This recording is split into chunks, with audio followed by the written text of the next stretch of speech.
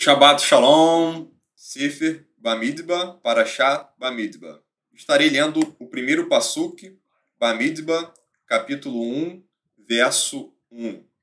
Em hebraico está escrito assim: Vaidaber Adonai el Moshe Bamidbar, Sinai, Beohel Moed, Behad Lachodesh Hasheni, Bashaná Hashenit, Letzatam, Me'eretz Mitzrayim Lemor. Traduzindo: E falou Adonai a Moisés no deserto do Sinai, na tenda do encontro, no primeiro dia do segundo mês, no segundo ano da sua saída da terra do Egito, dizendo. Então, esse é o primeiro verso. Primeiramente, o que significa Bamidbar? O que significa Bamidbar? Significa no deserto. E a primeira parashá do livro de mesmo nome, Bamidbar, no deserto.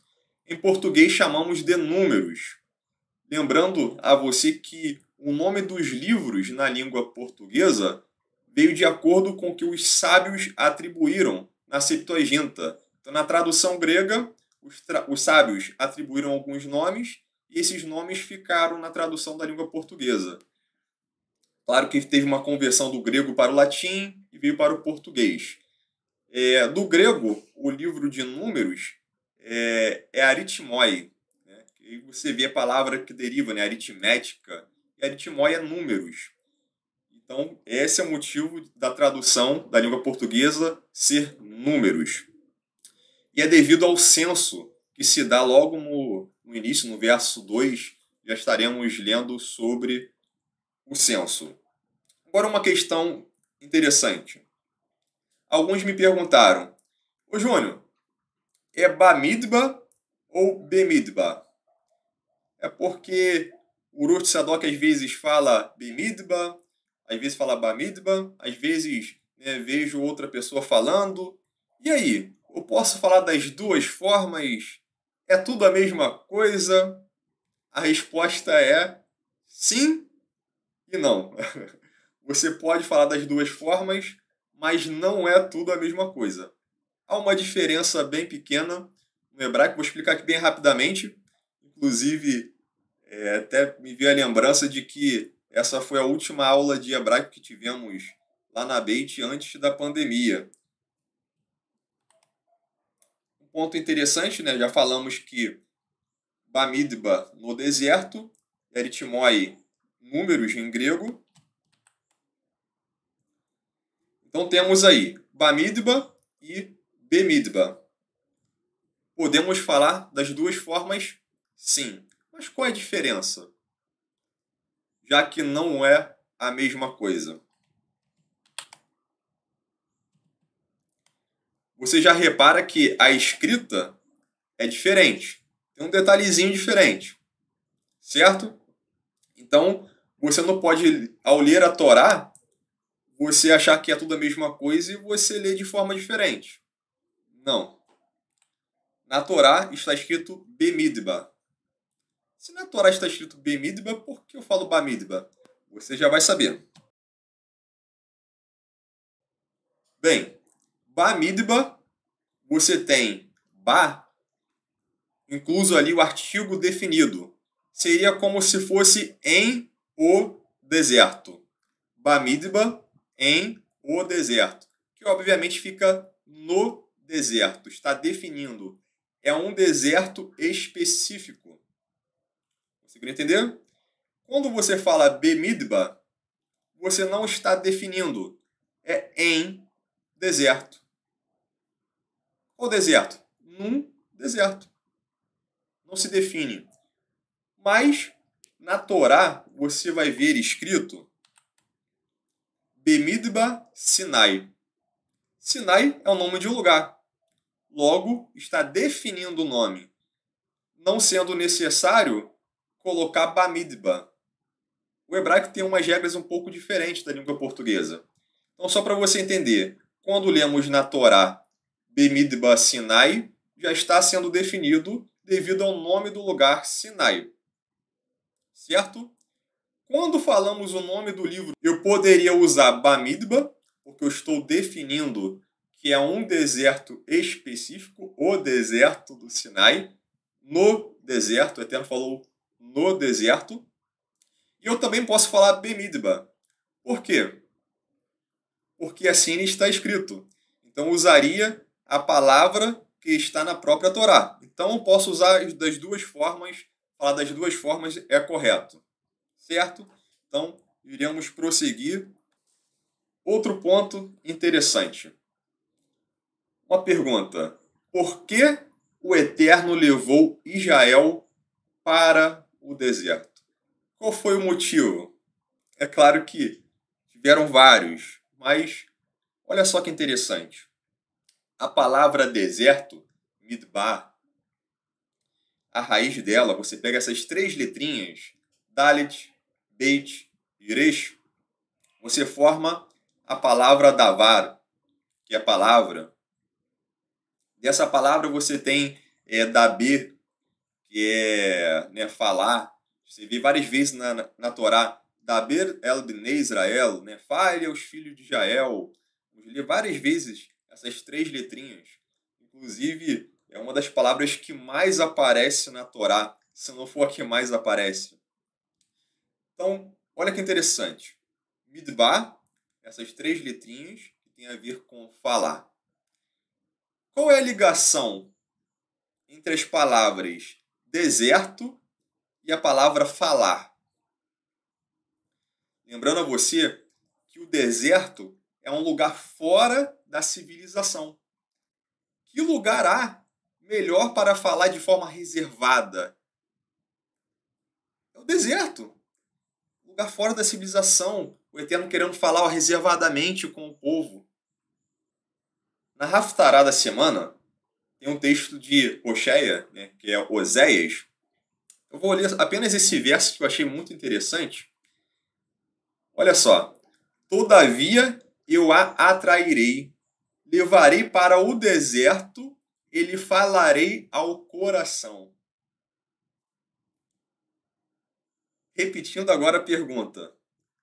Por que o Eterno levou Israel ao deserto? O Eterno levou ao deserto Bnei Israel para falar pessoalmente com a sua noiva, para falar ao coração, para entregar um contrato de casamento a Ketubá, que é a Torá. A Torá é o contrato de casamento com o povo, é a Ketubá. Por isso não podemos quebrar esse contrato. No deserto, infelizmente, aconteceram algumas coisas. Houve rebelião, alguns quiseram quebrar esse contrato. No decorrer do estudo, veremos um pouco a respeito disso. É importante você entender que no deserto é o lugar onde Hashem vai manifestar a sua presença. Ele fala para que nós possamos ouvi-lo. E há bênçãos para aqueles que ouvem e obedecem a sua voz. É necessário você não só ouvir, como também obedecer. Essa geração que saiu do Egito, todos ouviram a voz, mas nem todos obedeceram. Bem, gostaria de falar algo também interessante sobre a ordem do livro. O livro de Vaikra, que foi o anterior, o livro de Levítico, ele, conforme já visto, ele não tem uma ordem cronológica. Ele é um livro atemporal. Até porque é um livro que trata sobre a santidade. E a santidade ela é atemporal. Deve ser a todo tempo.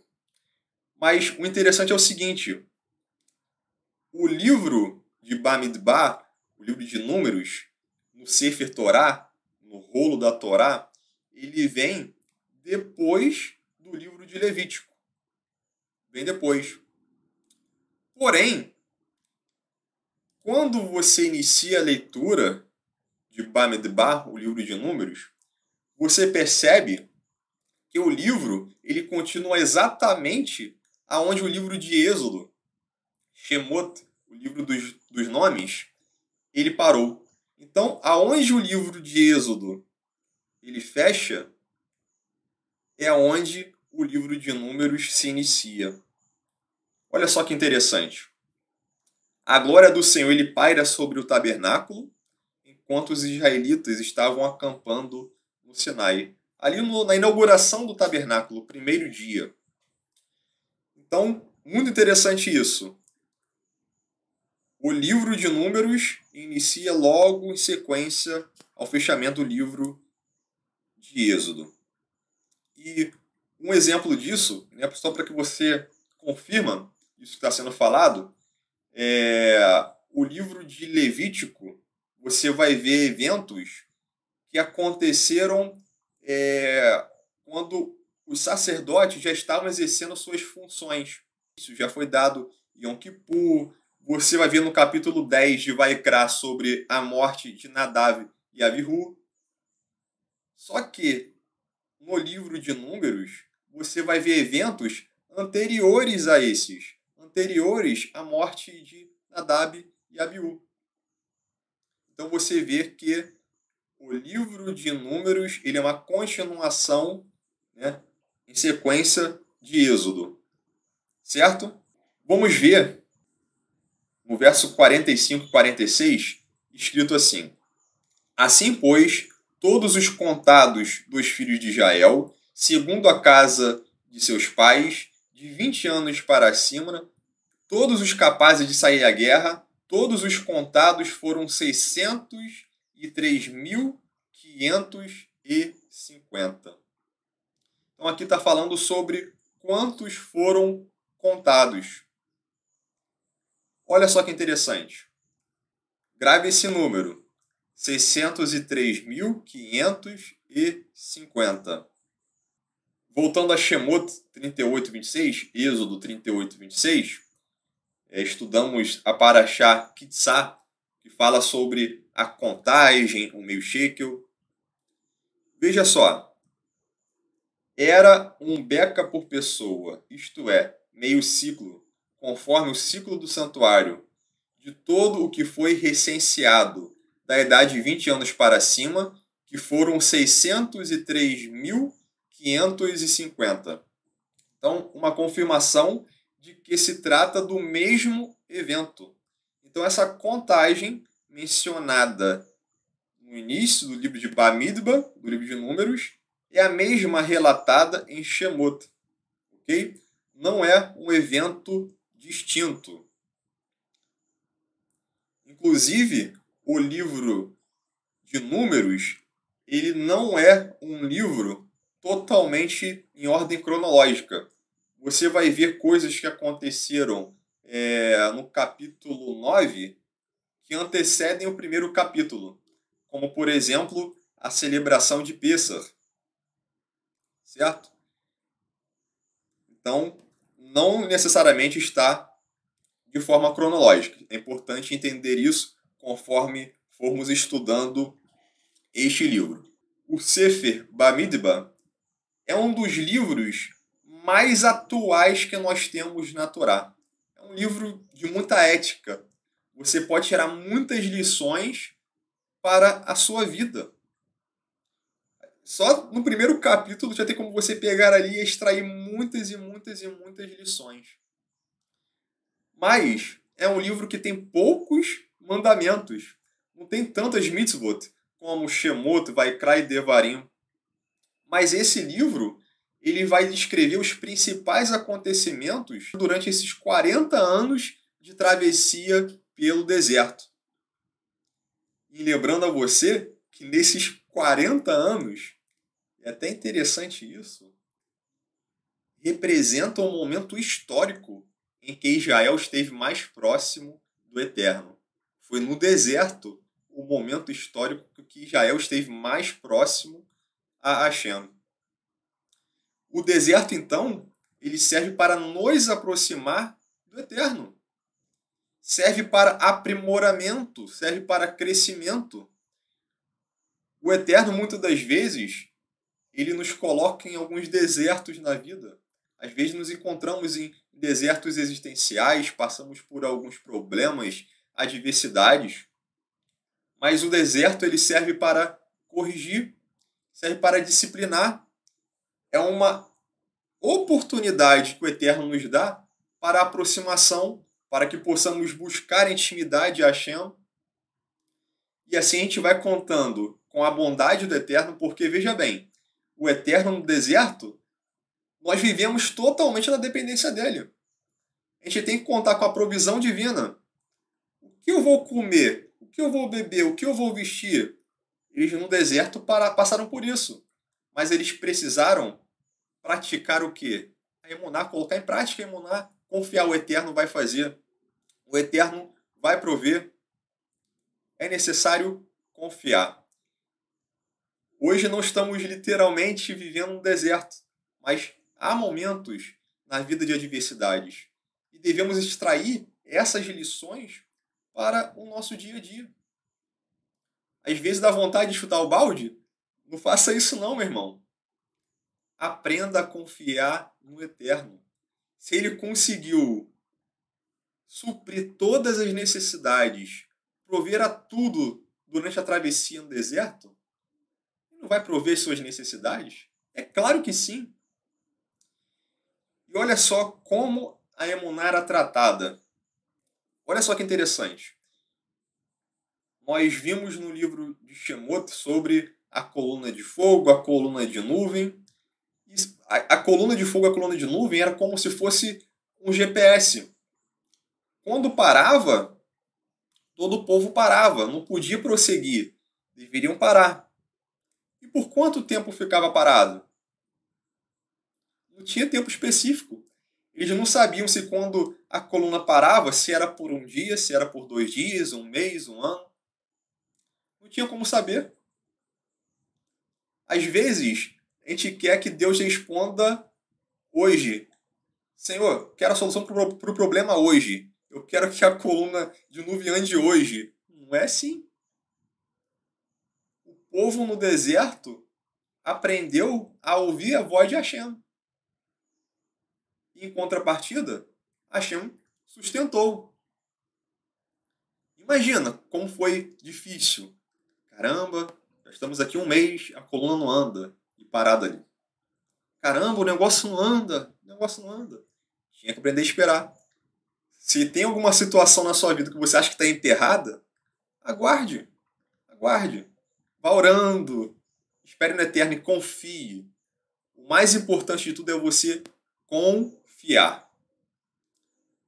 Amém? Então, se há emuná, se há essa confiança, o Eterno ele vai prover. O deserto ele traz fortalecimento da emuná. O Eterno vai provendo. E com isso a gente vai aprendendo a depender do Eterno. Meus irmãos, infelizmente, estudamos na Torá que muitas pessoas rebelaram contra Hashem. Hoje, há muitas pessoas se rebelando também. Infelizmente, alguns se rebelam contra o Eterno sem perceber. O que é muito duro. Outra coisa interessante. Lá em Romanos 11, 22, fala sobre a bondade e a severidade do Eterno. No deserto, nós vamos ver, literalmente, isso sendo aplicado à bondade e à severidade. O Eterno, ele agiu de forma boa para com aqueles que mantiveram a emuná nele, que não se rebelaram, não resmungaram, não murmuraram contra ele, contra Moshe. E aqueles que caíram? E aqueles que murmuraram, que perderam a emuná? O Eterno ele foi severo. No livro de Bemidbar, vamos ver isso na prática. A bondade e a severidade de Hashem. E na Brit Hadashah é citado alguns atos de rebelião mencionados no livro de Bamidbar. Às vezes mencionado como forma de parábola. Mas isso tudo foi registrado para que sirva de exemplo. Para que nós possamos a ser advertidos, a manter a nossa fé inabalável, a manter firme a nossa emuná. Olha que interessante, Shaul Hachaliah escreveu em 1 Coríntios 10, verso 1 ao 12.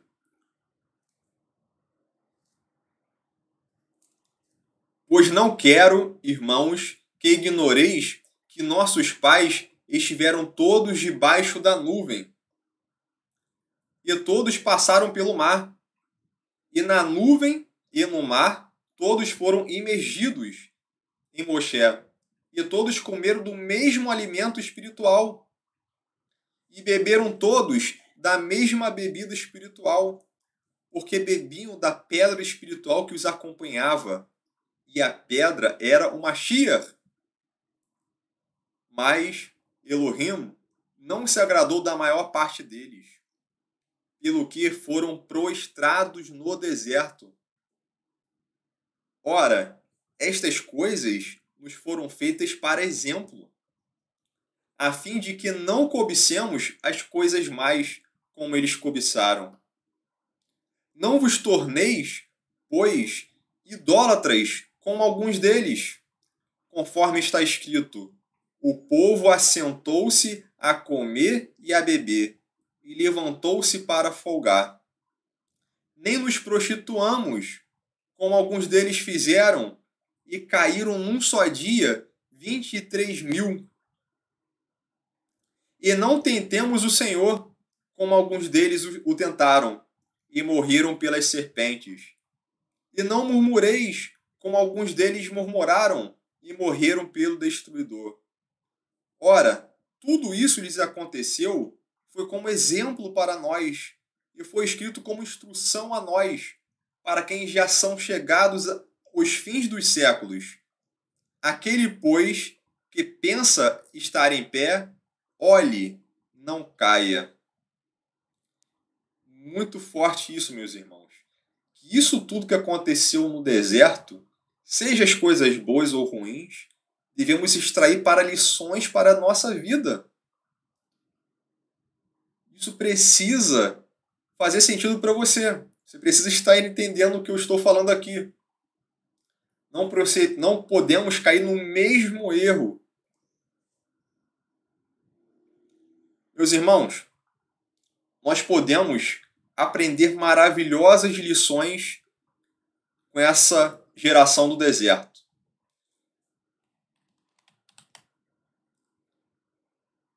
Existe uma frase em hebraico que é Maaseh Avot Siman Labanim, que significa: as ações dos pais são sinais para os filhos. Todas as histórias registradas na Torá são padrões destinados a ensinar a verdade espiritual. A falta de emuná por parte dessa geração do Êxodo foi uma advertência eterna. É para todas as gerações. Conforme lemos agora, aquele que está de pé, cuide para que não caia. Através da Torá, nós somos advertidos sobre as graves consequências da descrença, da falta de fé, a falta de emuná. No próximo Sefer da Torá, Devarim, que estaremos estudando mais para frente, que é o livro de Deuteronômio, o que acontece ali? Moshe, ele está falando para a geração que vai entrar na Terra Prometida, justamente para não caírem no mesmo erro dos pais. É disso que se trata essa frase, Maaseh Avot Siman Labanim. Que as ações dos pais de vocês sirvam de sinal. Infelizmente, vamos ver muitas ações ruins, que são ações que devemos evitar. Porque essas ações trouxeram condenação. Qual condenação? Essa geração do Êxodo morreu no deserto. Nós precisamos manter a emuná. Precisamos manter a confiança na bondade de Hashem. Não permita que a adversidade, que as lutas venham abalar a sua fé. Use isso a seu favor. Que isso sirva para te deixar mais próximo ainda ao Eterno. Entenda o seguinte, meus irmãos. Ainda que surjam as adversidades, ainda que você esteja no deserto, entenda o seguinte. Você tem que confiar em Hashem. Não murmure, não duvide. O deserto é temporário. É um momento que vai passar. Isso se você confiar. Se você confiar, se você entender isso, você passará pelo deserto e chegará do outro lado, na terra prometida. Você vai chegar em Jerusalém, vai obter a vitória. Isso se confiar. Lembrando que muitos morreram no deserto. Da mesma forma, na Epístola de Hebreus, capítulo 3, verso 12 a 19, vai falar que essa geração do Êxodo, ela foi proibida de entrar no descanso de Hashem por causa da descrença. Olha só o que está escrito. Tomai cuidado, irmãos, para que não haja em vós um perverso coração de incredulidade que se aparte do Elohim vivo, mas exortem os homens a seus irmãos a cada dia, durante o tempo apontado que se chama hoje, que nenhum de vós, pela astúcia, perverta o vosso coração em pecado, porque somos participantes do Mashiach na aliança, se preservarmos a confiança até o final, naquilo com o qual iniciamos, isto é, naquilo que é dito. Hoje, se ouvirdes a sua voz, não endureçais os vossos corações em rebeldia. Pois alguns dos que ouviram se rebelaram, mas nem todos os que saíram do Egito por meio de Moshe se rebelaram. E contra quem se dignou por 40 anos? Não foi contra os que pecaram no local onde seus próprios corpos caíram no deserto? Onde seus corpos caíram no deserto? E a quem jurou que não entrariam no seu descanso, senão aos que não creram? E aconteceu que vemos que não puderam entrar na terra porque não creram. Isso aconteceu a essa geração. Entenda que em breve Yeshua vai retornar e vai vir o seu reino. Se você vacilar, meu irmão, eu espero que não aconteça, não permita que a sua fé vá se desgastando até não sobrar nada, porque senão você não chegará lá. Isso é muito importante. Esses textos são para que você venha e desperte. Confie em Hashem.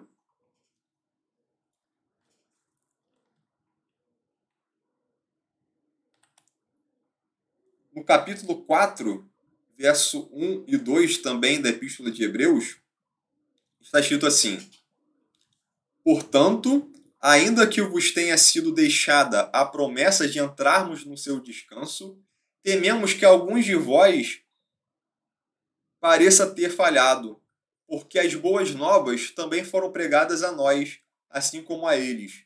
Mas a palavra da pregação de nada lhes aproveitou, porque não foi acompanhada pela fé dos que a ouviram. Então, a geração do Êxodo, muitos infelizmente ouviram, mas não confiaram, não tinha emuná, não tinha fé. Não deixe de acreditar, meu irmão, porque pela falta de emuná, muitos morreram no deserto. Lembrando a você também que a Torá, ela não foi entregue numa terra de um povo específico. Foi entregue no deserto, terra de ninguém. Isso é para mostrar que a Torá, ela não pertence apenas ao povo de Israel, mas a todos os homens da terra. E sobre passar pelo deserto, nós temos que aprender a ver entender todas as experiências que o Eterno nos proporciona para as nossas vidas. O que você está vivenciando hoje é um momento de luta? Aprenda a não olhar isso pelo lado negativo, mas como uma possibilidade de entender que o Eterno quer falar contigo. No deserto, ele fala reservadamente. Ele quer chamar para perto, para falar mais pertinho. Em reservado, no privado, aprenda a ouvir, receba as palavras do Pai. Ele quer te instruir, ele te ama, ele quer cuidar de você. E no deserto nós aprendemos a depender dele e não das nossas próprias capacidades. Na cidade você às vezes se vira por conta própria, mas no deserto você é obrigado a depender de Hashem. Na passagem desses 40 anos, um dos propósitos foi preparar o povo para entrar na Terra Prometida. O propósito era moldar, era transformar os corações. Todos nós, em determinada fase da nossa vida, após aceitar Yeshua como Salvador, a gente vai experimentar um momento de deserto. Eu não me refiro só à questão financeira, né? A adversidade vem em diversas formas. Às vezes familiar, às vezes conflito com o vizinho, saúde, enfim, diversas situações. Eu não estou falando apenas financeira. Mas entenda, não importa aonde está o seu deserto, por onde está a sua dificuldade. Confie no Eterno, aprenda a ouvir a sua voz e Ele vai te guiando, Ele vai te conduzindo.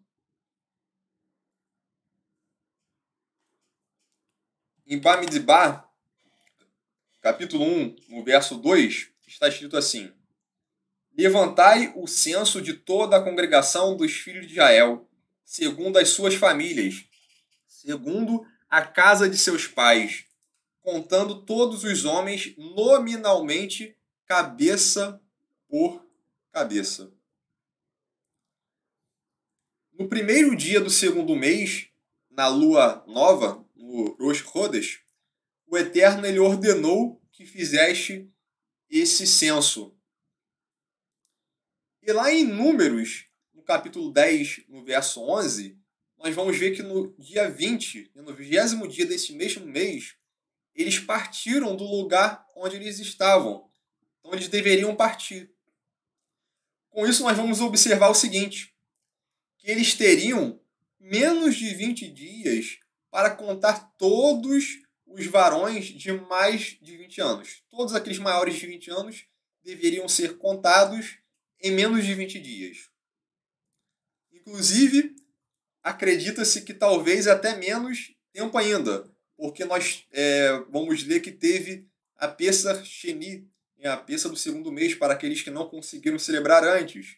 Então pode ser que a contagem tenha sido ainda antes desse segundo Pesach. Agora, olha que impressionante.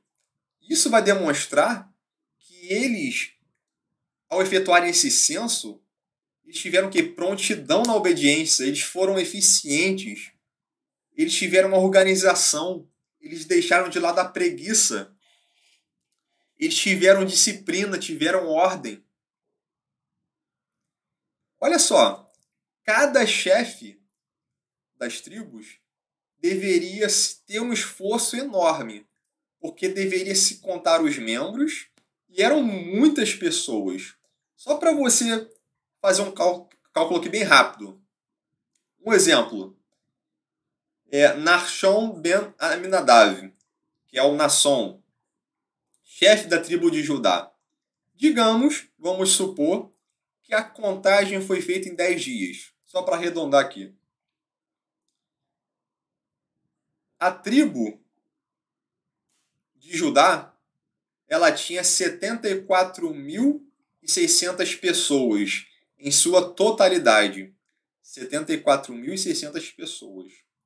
Se tinha 74.600 pessoas, quantos Nahshon ben Aminadav deveria contar por dia? Quase 7.500 pessoas por dia. Imagina fazer essa contagem de 7.500 por dia. Não tinha lugar para preguiça. Não tem lugar para preguiça. Gostaria de colocar aqui uma frase para você ler. Leia, dê um foco nessa frase e reflita. A ociosidade é abono para o pecado. Não fique à toa. Tem gente que às vezes tenta buscar ocupar o seu tempo, que às vezes tem muito tempo, com coisas tão fúteis, às vezes com coisas banais. Isso é devido à ociosidade. A pessoa está com tempo ocioso e procura ocupar com outra coisa e quando vai ver, está pecando, está transgredindo a Torá. Busque ocupar o seu tempo com coisas espirituais. Dedique um pouco do seu tempo para o estudo das Escrituras, para a oração. É necessário que você dê lugar a Hashem. Não dê lugar a Satã. Não dê lugar a Satã.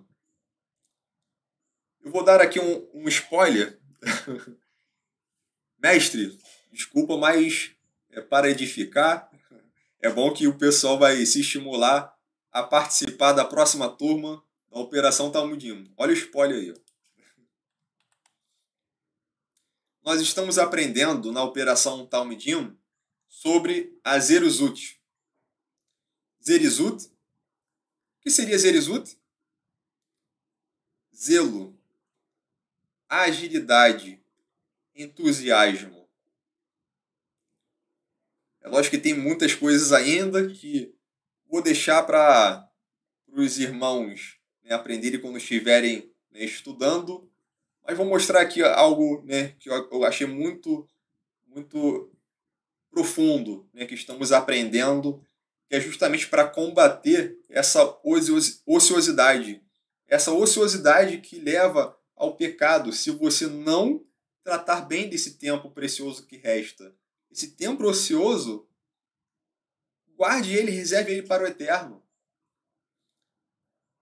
Eu vou ler agora um texto que nosso Oroz trouxe para a Operação Talmudim, do Rav Moshe Chaim Luzzatto, que diz assim: apenas o zelo pode resultar em um fervor interno.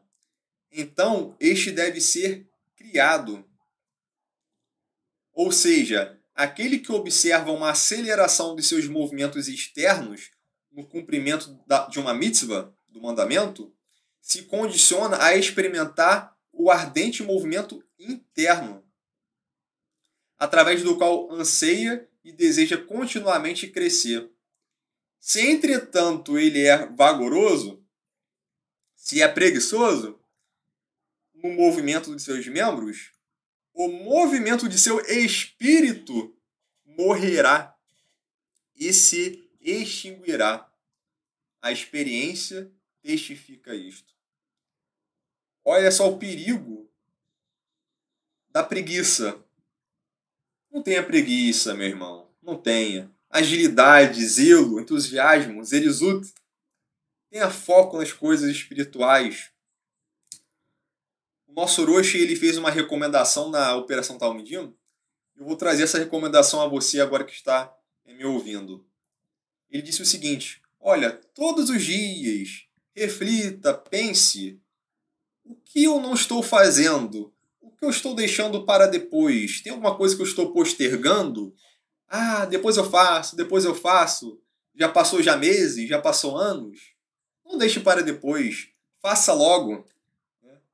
Uma forma de combater a preguiça. Ah, tô com preguiça, eu vou fazer depois. Faz depois não. Faz logo. Lembrando que hoje é Shabat, tá? Se for alguma atividade trabalhística, né? Não faça agora. Faça após o Shabat. Mas se for algo espiritual, faça agora, né?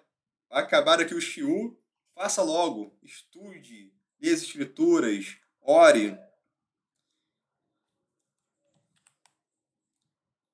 Em 2 Coríntios 8:7, está escrito assim: Mas, como vocês abundam em tudo, na emuná e na palavra e em conhecimento, e em todas erizut, que é o zelo, agilidade, entusiasmo, em nosso amor por vocês, assim também abundarão neste chesed, nesta bondade, nessa graça.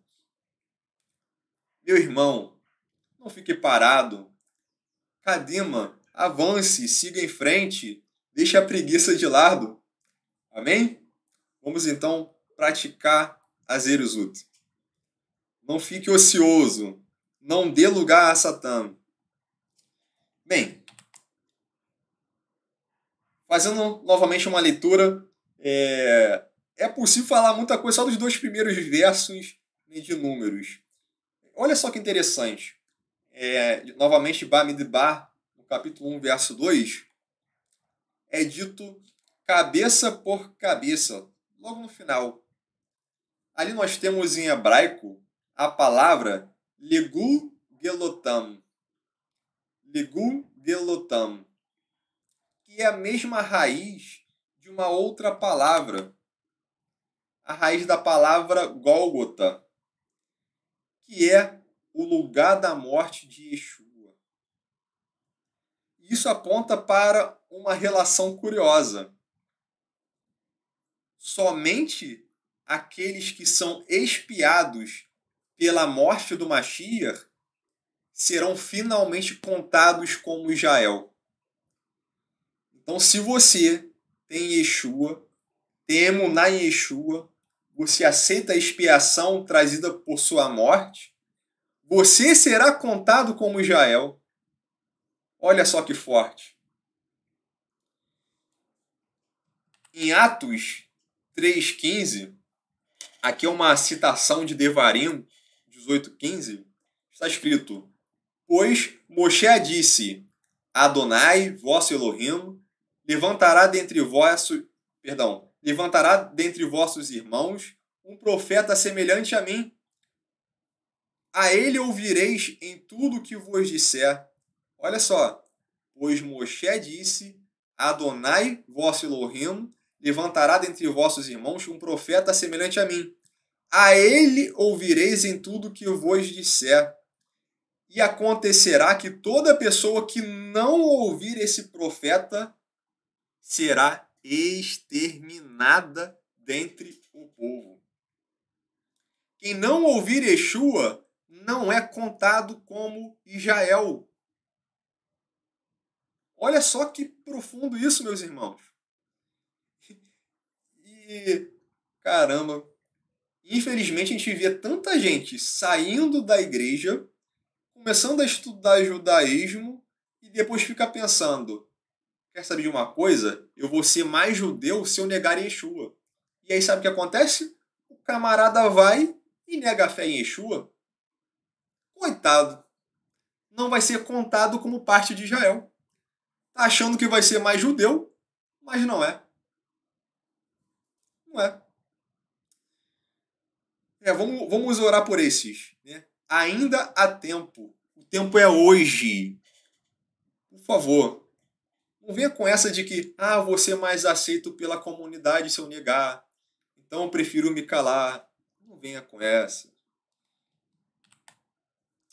Em Bamidbar, capítulo 1, verso 3, está escrito assim: Da idade de 20 anos para cima, todos os capazes de sair à guerra em Israel, a esses contarei segundo os seus exércitos, tu e Arão.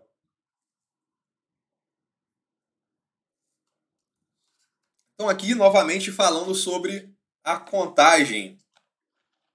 Por que eles foram contados? Por que essa contagem? Há diversos motivos, conforme já vimos. Estudamos, né, bastante sobre isso na Parashá Kitsá, né, falando sobre o meio shekel, que seria, né, meio shekel por cada soldado. Mas um dos motivos está na organização militar.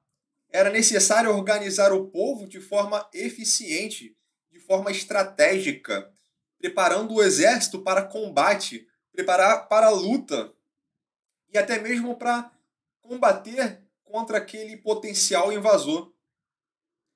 Até gostaria de aproveitar neste momento, né, e lembrar os irmãos ou aqueles que ainda está por fora, acredito que não, mas Israel está passando por um momento de conflito muito intenso.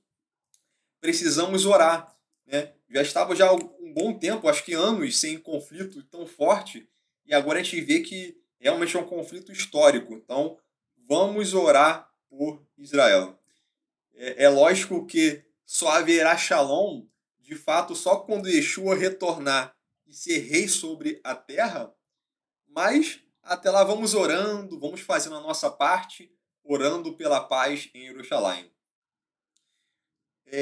No verso seguinte, Bamidba 1, verso 4, está escrito: estará convosco de cada tribo um homem, que seja cabeça da casa de seus pais. Um homem que seja cabeça da casa de seus pais. A palavra hebraica que foi traduzida aqui como cabeça é rosh, que significa literalmente cabeça. Em algumas traduções vai constar a palavra líder ou chefe. É a mesma coisa. É até por isso que no judaísmo nós chamamos o nosso líder, né, o chefe da Kehilá, de rosh, o cabeça da congregação, o líder. É nesse sentido. A cabeça estar acima do corpo. Tem a função de dar ordens. A cabeça controla todo o corpo. Os líderes são colocados acima do povo justamente para dirigir. Existe uma ideia totalmente errada, equivocada, de que todos somos iguais. Não, todo mundo é igual, não tem essa não. É necessário estabelecer uma diferença. Respeitar a autoridade constituída pelo Eterno. Precisamos aprender a prestar submissão. É claro que quanto a valor da alma, o valor de cada indivíduo, para todos têm o mesmo valor para o Eterno. Valor, todos têm o mesmo valor. Ok? Mas nem todos são iguais. Há um tratamento diferenciado. Eu devo prestar submissão, devo obedecer, eu devo ouvir o meu líder. Ok? E certamente, se você honra quem tem uma função de líder, essa função está refletindo a autoridade do Eterno. Então você está obedecendo ao Eterno também. Amém? Vamos ver, por exemplo, no próximo verso, o verso 5, né?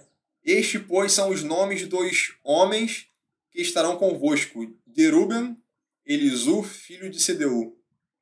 Então a gente vê que os líderes foram indicados por nome, para que todo o povo soubesse aqueles que foram destinados para liderar. Então há uma hierarquia e devemos aprender a entender isso, obedecer e sermos submissos a essa hierarquia. E ainda falando sobre liderança, no verso 23 do primeiro capítulo de Números, está escrito: foram contados deles, da tribo de Simeão, né, de Simeão, 59.300. Por que eu estou falando sobre esse verso aqui? Da tribo de Simeão.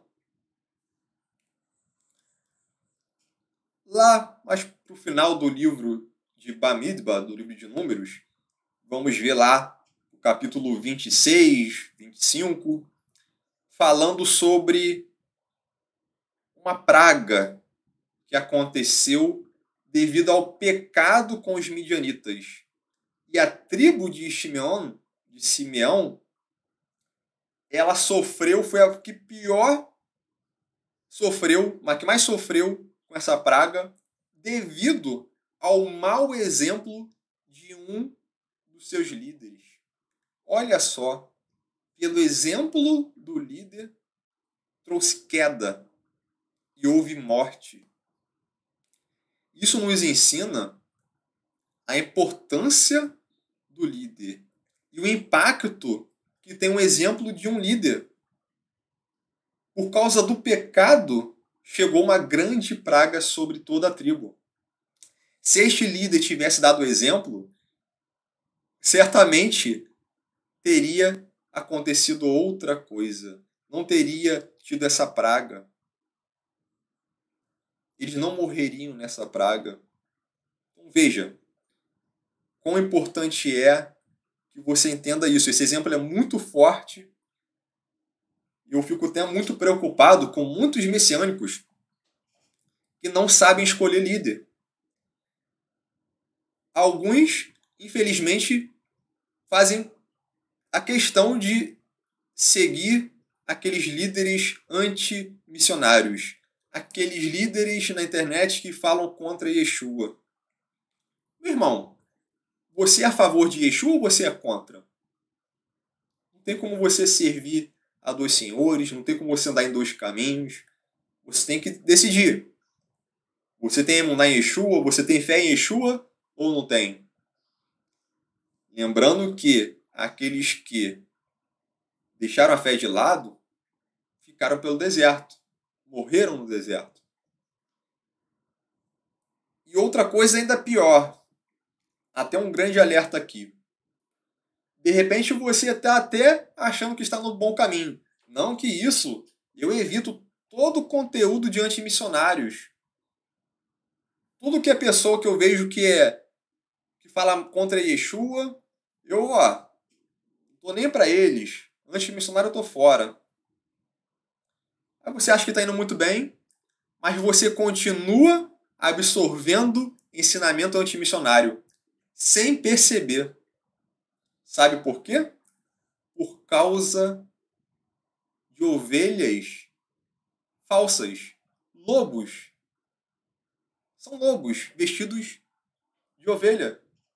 Devemos tomar cuidado com esses lobos, que são piores ainda, porque estão inseridos em nosso meio, agem como ovelha, estão levando todos a uma armadilha.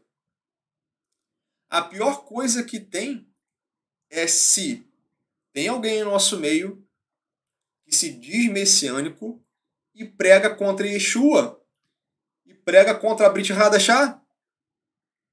Isso é a mesma coisa. Isso é cilada, meus irmãos. É armadilha. Devemos tomar cuidado com esse tipo de ensinamento. Esse ensinamento vem para causar tropeço. Ele vem para pôr dúvida na emuná. Veja o que aconteceu com aqueles que perderam a fé, aqueles que vacilaram. Não caia no mesmo erro. Tome o que estudamos hoje como exemplo para a sua vida. Muitos estão sendo levados à apostasia devido a esses falsos mestres. O ensino deles é um veneno. Infelizmente. E sabe o que acontece? A pessoa vai prestando atenção. Não. Ele é um cara muito sábio. Ele fala de Yeshua. E vai absorvendo, vai absorvendo, vai absorvendo. Quando vai ver, não, a Brit Hadashah foi deturpada. Isso é coisa de Roma. Isso é apenas um degrau. A gente já viu já acontecer isso várias vezes. Vimos acontecer diversas vezes. Primeiro ponto é negar a Brit Hadashah. Não, isso é deturpação. Daqui a pouco não acredita mais em Yeshua e caindo em apostasia. Lembrando a você, esse tipo de pessoa que ensina coisas desse tipo, ensinamento antimissionário, está levando a você perder a emuná. Se você perder a emuná, você vai morrer no deserto. Não vai entrar no descanso de Hashem. Você não vai ser contado como Israel. Meu irmão, busque a sabedoria do Eterno. Aprenda a reter o que é bom. Alguns estão com dificuldade de reter o que é bom. Estão achando que todo ensinamento que vem é bom. Não. Cuidado, cuidado. Nem todo ensinamento que surge em nosso meio, é messiânico. Nem tudo deve ser retido. Só para que você entenda, o Shelihim, os apóstolos, os emissários, eles combatiam diversas vezes os falsos mestres. E onde esses falsos mestres surgiam? Entre eles, na comunidade, naquele lá. E esses falsos mestres, eles surgiam disseminando um ensinamento distorcido. E o que fazia esse ensinamento distorcido? Levava muitos a apostatarem da fé. E é o que acontece com esses falsos mestres que têm surgido, falando contra Yeshua, contra a Torá, contra a Brit Hadashah. Cuidado, meus irmãos. Cuidado com esse tipo de ensinamento distorcido. Precisamos aprender a peneirar o que ouvimos, o que estudamos. Primeiro, antes de tudo, saiba escolher um bom líder. Já começa por aí. Agora uma regrinha básica de 3. Certo? Regrinha básica de 3. Então veja. Uma peneira. Faça uma peneira. Primeiro ponto. Esse líder ou esse ensinamento que você está ouvindo, ele é contra a Torá? É? Ó, não passou na primeira peneira, joga fora. Passou na primeira peneira? Opa, segunda peneira. Segunda regrinha. Esse líder, esse ensinamento é contra Yeshua? Opa, é contra Yeshua. Já não passa mais pela segunda peneira. Joga fora. Se passar pela peneira, beleza. Tem a terceira peneira ainda. São 3 peneiras. Primeira, vimos que foi a Torá. Segunda, Yeshua. Agora a terceira peneira. Esse líder ou esse ensinamento é contra a Brit Hadashah? É contra? Ó, tira da peneira. Joga fora. Passou pela peneira? Ok. Aí você pode avaliar, pode estudar. O maior dano, os ensinamentos mais nocivos nas nossas vidas, que estão vindo para prejudicar, para acabar com a sua fé, acabar com o emuná, fazer você perecer no deserto, é justamente quando fura essas 3 peneiras. Se você não usar essas 3 peneiras, você tem uma grande chance de ficar pelo deserto, de apostatar da fé. Então, faça essa regrinha básica de 3. Use essas 3 peneiras.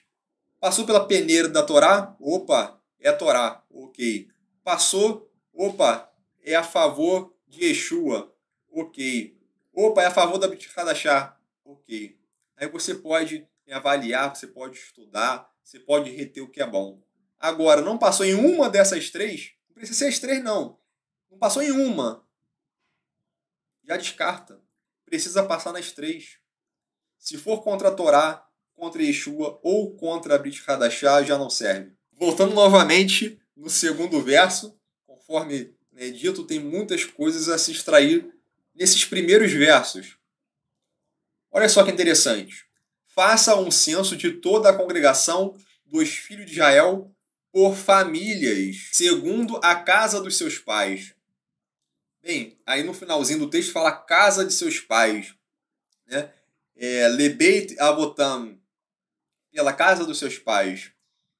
Rashi ele vai dizer o seguinte, que para determinar um número de pessoas de uma tribo, deveria seguir pela casa dos pais. Ou seja, se uma pessoa tinha um pai que era de uma tribo e a mãe de outra tribo, ele era contado com a tribo de seu pai. Então a contagem era segundo a casa de seus pais. Ok? É a tribo paterna. Agora um ponto interessante, a contagem por famílias. Lemishpechotam. Por famílias. Está falando sobre mishpachá, sobre a família. Observe o seguinte. Além de contar cada israelita com idade para ir à guerra, foi pedido para contar por famílias.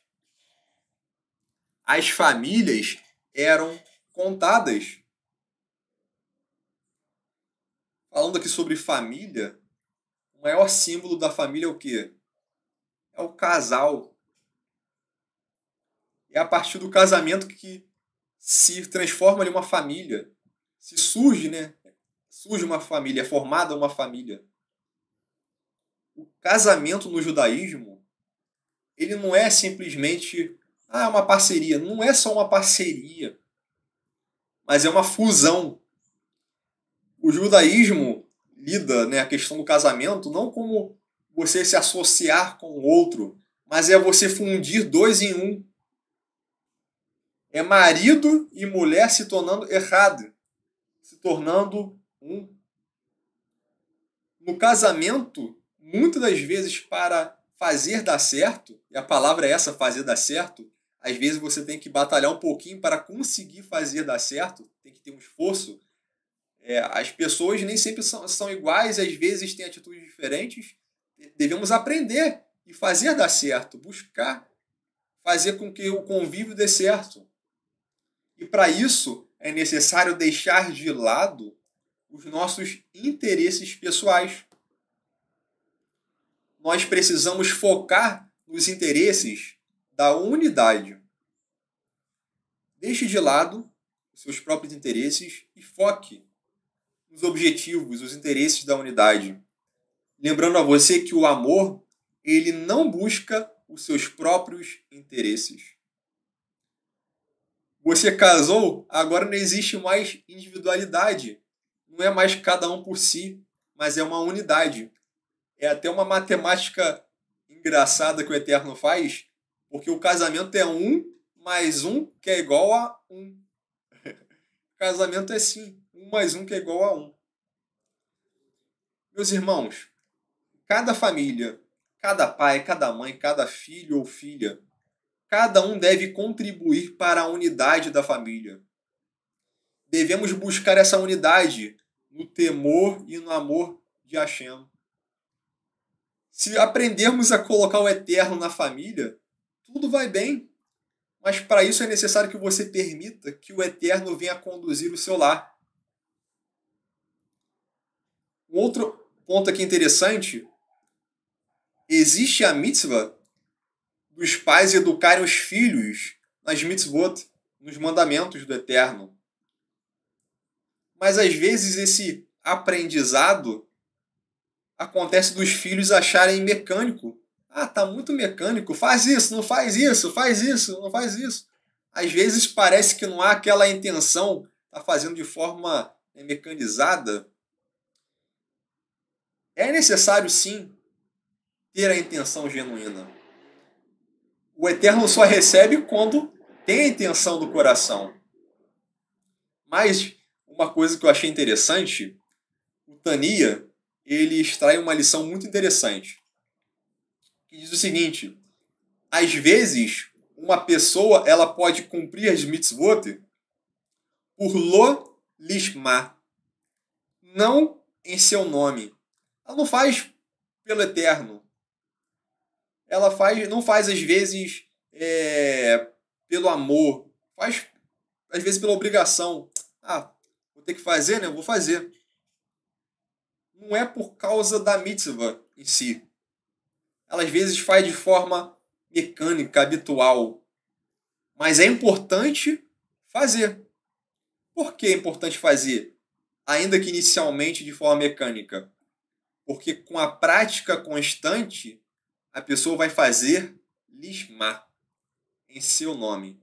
Então, antes era lo lishma, ela não fazia em seu nome, não por causa da mitzvah, não por causa, por amor, por intenção genuína do coração, fazia tudo de forma mecanizada. Eu vou ter que fazer, então vou fazer.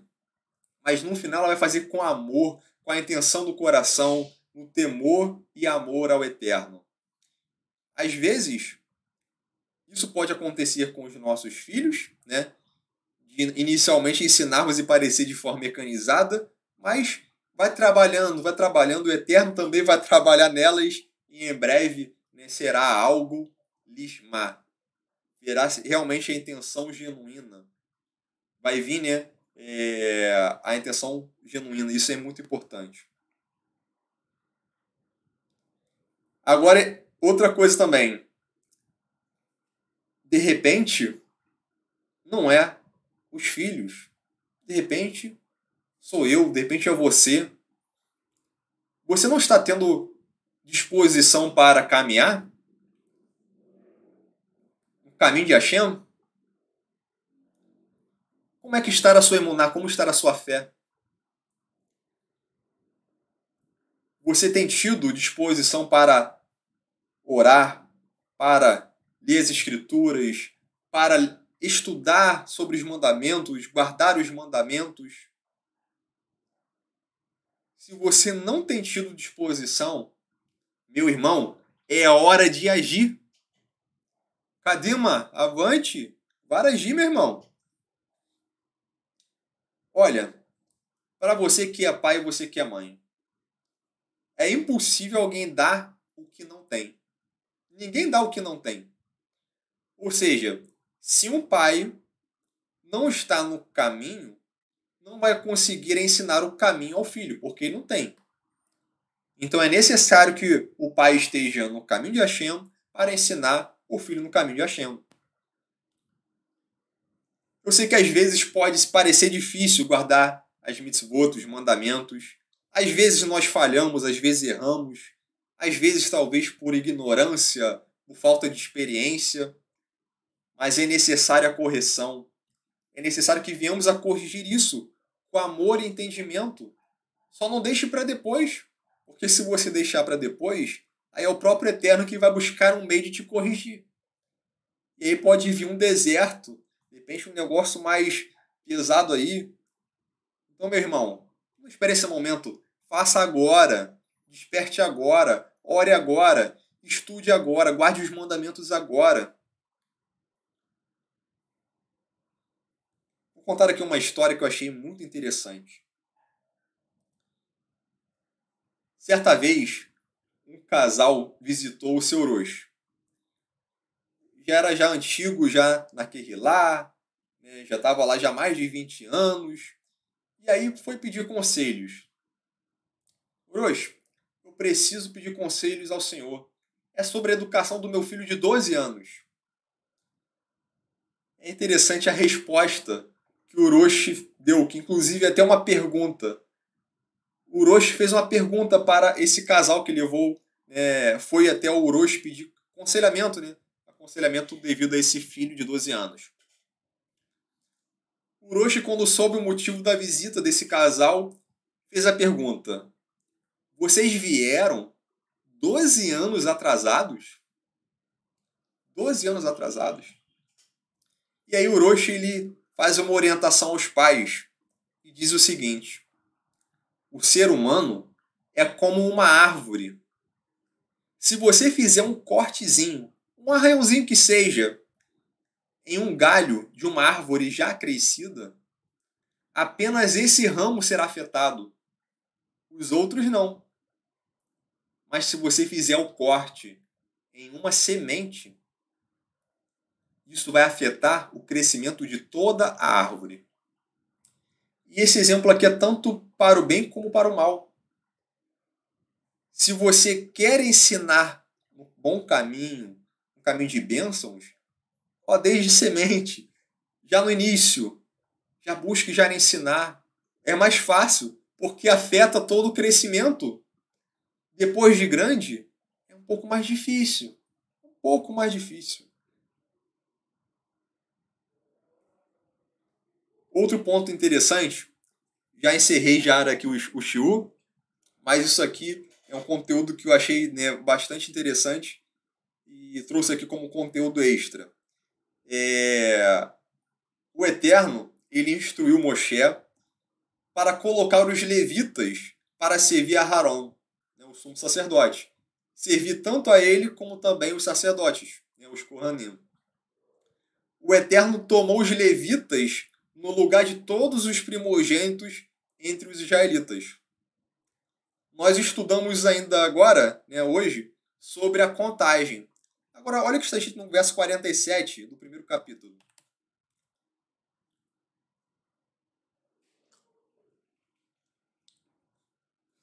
Mas os levitas, segundo a tribo de seus pais, não foram contados entre eles. Por que os levitas não foram contados neste censo? Por quê? Rashbam diz assim: a razão pela qual eles, os levitas, foram contados separados é porque eles nunca tiveram com o propósito de irem ao exército. Eles nunca tiveram o propósito de fazerem parte do exército. Suas funções eram apenas concernentes ao tabernáculo. Ou seja, já que não eram para servir no exército, para a batalha, para a luta, e sim para o tabernáculo, então não foram contados. Essa aqui é uma opinião, há outras opiniões, mas uma coisa que eu achei muito interessante, que o Rav Yehudá Ben Shalom vai dizer, é o seguinte: não contarás, né, aqui está falando sobre o texto que nós lemos de Bamidbar 1,49, não contarás somente a tribo de Levi, nem incluirás o número deles entre os israelitas. Excluía os levitas de serem contados com o resto dos israelitas para seu próprio benefício. Ou seja, esse texto, o Eterno pediu para contar os levitas de forma separada pelo benefício dos levitas. Mas como assim? Por que pelo benefício deles? Que benefício teria? Eles foram contados, mas de forma separada, de forma diferente. Vamos ver. Em Bamidbar 14, verso 29 e 30, está escrito: pois como relata em Números 14, 29 e 30, vossos cadáveres cairão neste deserto. Nenhum de todos vós que fostes contados, segundo o vosso recenseamento, de 20 anos para cima, que contra mim murmurou, sim, nenhum de vós entrará na terra a respeito da qual jurei que vos faria habitar nela, salvo Caleb, filho de Jefoné, e Josué, filho de Nun. Então veja bem, só foi impedido de entrar na terra de Israel os contados das tribos que tinham mais de 20 anos. Os levitas não foram contados. Ou seja, eles puderam entrar na terra de Israel. Apenas os contados que não entraram. Inclusive, vamos estudar um pouco mais para frente, creio eu que na quarta paraxá do Sefer Bamidbar, em Shelach Lecha, a paraxá que envia os espias, vamos ver que não houve entre os espias a tribo de Levi. Ou seja, não houve uma murmuração. Então não houve um castigo aplicado à tribo de Levi a não entrar na terra prometida. Então houve sim levita com mais de 20 anos que entrou em Eretz Israel, na terra de Israel. Um exemplo disso, né, segundo alguns acreditam, vamos ver Eleazar, que foi o primeiro sumo sacerdote em Israel. E ele deveria ter, quando entraram em Israel, cerca de 70 anos. Ele já oficiava como sacerdote. Acredita-se que já tinha pelo menos 30 anos. Passaram 40 anos e deveria ter pelo menos 70 anos, quando entrou em Israel. Outra coisa interessante. Como foram contados os levitas?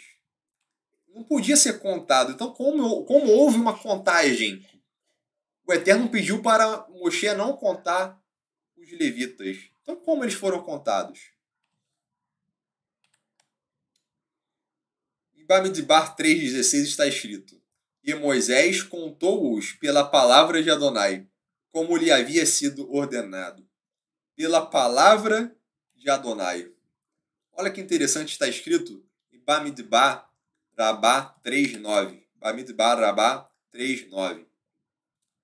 Moshe disse ao Eterno: como eu devo entrar na terra do povo para saber o número de seus filhos? E o Eterno lhe respondeu: faça a sua parte e eu faço a minha. Então Moshe foi e parava na porta de cada tenda, e a Shekhinah o precedia. Uma voz celestial então emanou da tenda, dizendo: este é o número de filhos vivendo nesta tenda. É por isso que está escrito pela palavra de Adonai. Esse texto é referente à contagem, né, dos levitas, né, vem logo após essa referência, e é dito que o próprio Eterno ele contou e ele falava o número exato, a totalidade. Então Moshe ele não contou, ele foi apenas um escrivão, ele apenas escreveu. Olha que interessante. Você faz a sua parte e eu faço a minha. Às vezes nós tentamos colocar tudo na conta de Hashem. Hashem, faz sua parte aí. E pensamos que não devemos fazer nada. Não, devemos fazer a nossa parte. Chega de preguiça, meu irmão. Faça a sua parte, o Eterno faz a parte dele. Está na hora de agir. Digo novamente, faça a sua parte. Haja, cadima, avance. Vá, e ele certamente vai te ajudar. Ele vai te ajudar, assim como o Eterno esteve com Moshe. Quem busca fazer a vontade do Eterno jamais estará sozinho. Amém? Ok? Então estarei fazendo uma oração e estaremos finalizando.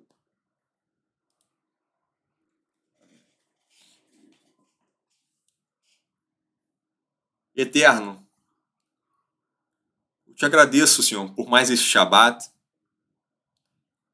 Eu te peço, Senhor, que não permita que venhamos a vacilar em nossa emuná, em nossa fé. Assim como muitos vacilaram naquela geração do Egito, a geração que saiu do Egito, na geração do Êxodo. Não permita que venhamos aprender essa lição, que o exemplo deles sirva para nós, que não venhamos a fazer o mesmo, que não venhamos a rebelar contra ti, que não venhamos a duvidar de ti, da tua palavra, de Yeshua. Eu te peço, Eterno, que esteja fortalecendo a nossa emuná, fortaleça a nossa fé. Não permita que ela venha se esvaindo, que ela venha se diminuindo, mas que ela venha crescer mais e mais. Eu te peço, Eterno, que venha a aumentar a nossa emuná. Senhor, coloque em nossas vidas apenas pessoas que venham a acrescentar para a nossa relação contigo, para que venhamos a ter mais e mais uma intimidade contigo, que o nosso relacionamento seja apenas de aproximação, que não venhamos a nos distanciar de ti. Não queremos perecer no deserto. Se for necessário, Eterno, se em algum momento estivermos nos distanciando, eu te peço que esteja sim nos colocando num deserto, mas apenas para nos exortar, apenas para nos conduzir à sua vontade, apenas para que o Senhor venha e fale de forma reservada, que fale em nosso ouvido, para que possamos ouvir a sua voz e seguir a tua vontade. Ó Eterno, eu te peço por cada vida que está aqui ouvindo esse shiur, se estiver desmotivado, se estiver com preguiça, sem vontade de orar, de estudar as Escrituras, Senhor, estejam agindo de forma sobrenatural na vida dessa pessoa, que ela venha te buscar intensamente, que ela venha com zeruzut, que ela venha a pôr zelo nas coisas espirituais, que ela venha te buscar com zelo, no temor e amor a ti. Ó Eterno, eu te peço, Senhor, que vá agindo nas famílias, vá agindo nos casais. Eu sei, né, Eterno, que às vezes há muita divisão, às vezes há opiniões diferentes, às vezes tentamos buscar os nossos próprios interesses, mas o amor, ele não busca os próprios interesses. Nos ajude a entendermos o interesse do nosso cônjuge, para que venhamos a buscar o interesse da unidade, o pensar e nos colocar assim como nosso cônjuge pensa, que venhamos a compartilhar esses ideais, venha abençoar, Senhor, os nossos casamentos, Que o Senhor venha fazer parte dos nossos casamentos. Esteja guiando, esteja conduzindo, aumentando esse amor, que essa paixão, esse fogo venha arder mais e mais, porque estamos colocando você no meio, Eterno. Que o nosso relacionamento com o nosso cônjuge venha a ser como um vinho, que quanto mais tempo passa, melhor fica, Senhor. Eu te peço que venha tratar, venha cuidar de cada ouvinte, Senhor. Cada um de nós, te peço por mim, te peço por cada ouvinte. Venha unir mais e mais esses casais. Eu te peço por todas as famílias, a me esparrar por inteiro. Te peço pelo marido, pela mulher, pelos filhos, que cada um venha te buscar de forma intensa, deixando para lado a ociosidade, deixando para lá tudo que é coisa banal, tudo aquilo que não agrada a ti, que venhamos a te buscar, Hashem, que venhamos a priorizá-lo, colocá-lo acima de todas as coisas, acima de tudo. Esteja, Senhor, nos ajudando. Eterno, eu te peço que esteja contando cada um aqui como sendo um israelita. Eu creio, Senhor, que apenas será contado como Israel aquele que crer em ti, que deposita a emuná, aquele que tem Yeshua. Aqueles que estão caindo no engano, apostatando da fé, Senhor, abre os olhos desse, Eterno. Venha resgatá-los, trazê-los para o seu caminho. Que eles venham a abrir os olhos e não mais cair mais nesse engano. Eterno, eu te peço, Senhor, esteja nos ajudando, Senhor, para levar a Bessorá a esses que foram enganados por falsos mestres. Eterno, esteja nos dando a sabedoria para combater esses falsos ensinos, combater esses falsos mestres.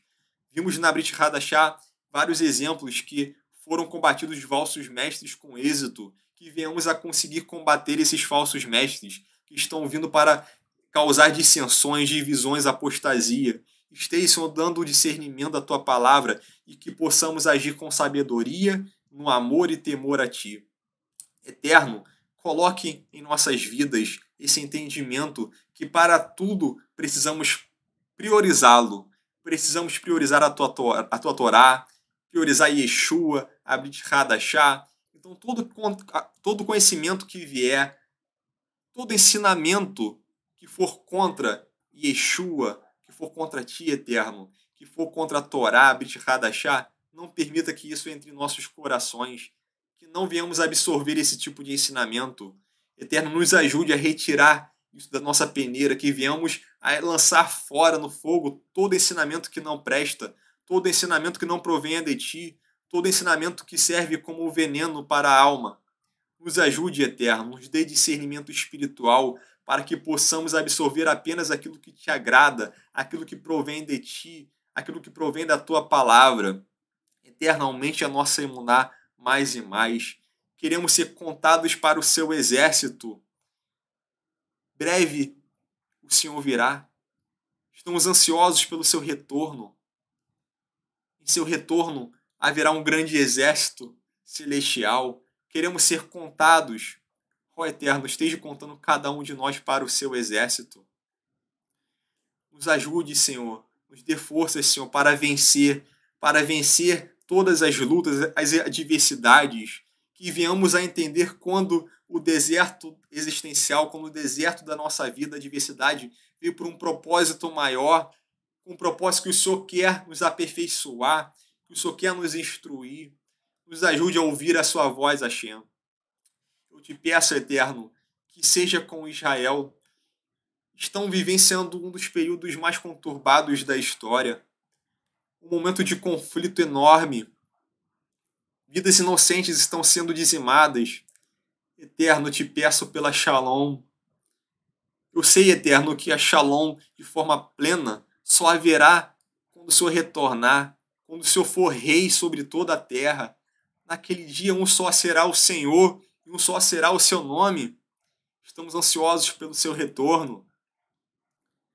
Mas até lá, Eterno, eu te peço que haja Shalom. Sabemos, Senhor, que as profecias irão se cumprir. Esteja, Senhor, nos ajudando, Senhor, nestes momentos difíceis. Eu te peço por Shalom. Eterno, que todo ensinamento trazido agora nesta manhã com o livro de Bamidbar, que venhamos a trazer lições para as nossas vidas. Que venhamos a extrair que tudo de positivo venhamos a praticar, que tudo que foi negativo, toda a rebelião, toda a falta de fé, que venhamos a lançar fora. Nos ajude, Eterno, esteja conduzindo os nossos passos. Eterno, te peço também que venha nos preparar para esse grande momento de Shavuot, momento este que o Senhor entregou os mandamentos no Sinai. Essa é uma data especial porque o Senhor vem e manifesta a sua presença em nosso meio. E houve um grande acontecimento também da Ruach HaKodesh sendo derramada. Ó Eterno, venha, Senhor. Venha até nós. Venha com tua Ruach. Que venhamos a ser cheios de ti, cheios da tua presença. Que não a parte de nós, Senhor, teu Espírito, a tua Ruach. Eu te peço, Senhor, esteja criando em nós, Senhor, um levitachor, um coração puro, Senhor. Um espírito inabalável.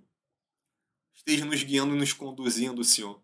Muitas das vezes acabamos ouvindo ensinamentos que não provêm de ti. Nos ajude, nos dê discernimento, Senhor. Eu te peço e agradeço por tudo, Senhor, que tens feito em nossas vidas. Te agradeço até pelos desertos, por todos aqueles que já vencemos. E isso nos levou para mais perto de ti. E por aqueles, Senhor, que o Senhor ainda vai dar a vitória. E se há algum irmão ou alguma irmã passando por alguma prova, alguma luta, Eterno, dê forças e dê a vitória. Fale bem no ouvido, Senhor, sussurre, Senhor, que eles possam ouvir a sua voz e que venham buscar aproximar de ti, que venham a colocar o Senhor em primeiro lugar em suas vidas. Eterno, é isso que eu te peço. Bishem Yeshua HaMashiach. Amém. Amém. Então, meus irmãos, Hag Shavuot Sameach, Shavuot Tov, uma boa semana para todos.